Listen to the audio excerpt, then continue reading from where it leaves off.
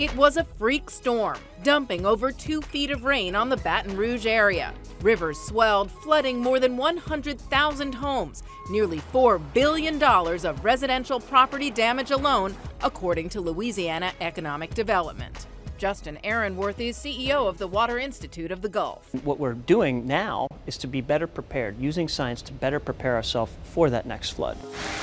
Ironically, as the rain came down in 2016, a $60 million project in downtown Baton Rouge was going up, a water research center called the Water Campus, home to the just-opened Water Institute of the Gulf. There are ways to use the best available science to better prepare, to better respond, and to be able to get assets and people out of harm's way. And also to better build. And to better build. This as Baton Rouge is in the midst of a building boom. The number of construction permits nearly doubled in the last 5 years, according to the Downtown Development District.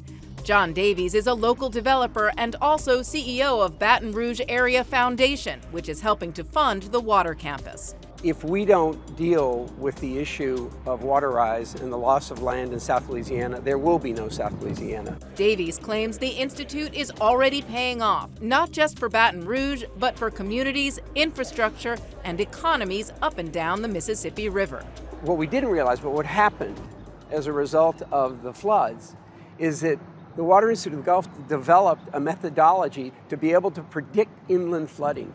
And they have the sole model to do that in the country. And just next door, another unique weapon in the battle with water, a giant Mississippi River simulator, the size of 2 basketball courts. We harness the power of science to figure out how can we build structures, how can we build new wetlands and new barrier islands that will help protect properties and infrastructure along the coast so that when the next storm comes, you've got buffer. Jeff Hebert was the Chief Resilience Officer in New Orleans before joining the Water Institute.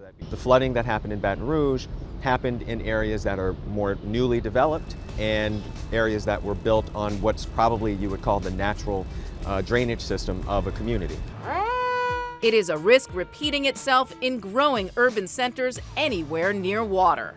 I do think that with Hurricane Harvey in Houston and all the destruction you saw in Puerto Rico and the threats that Florida faced and had near misses every time last summer, I think that really woke people up a lot, and you see more discussion about what can we do to prepare for what's happening today.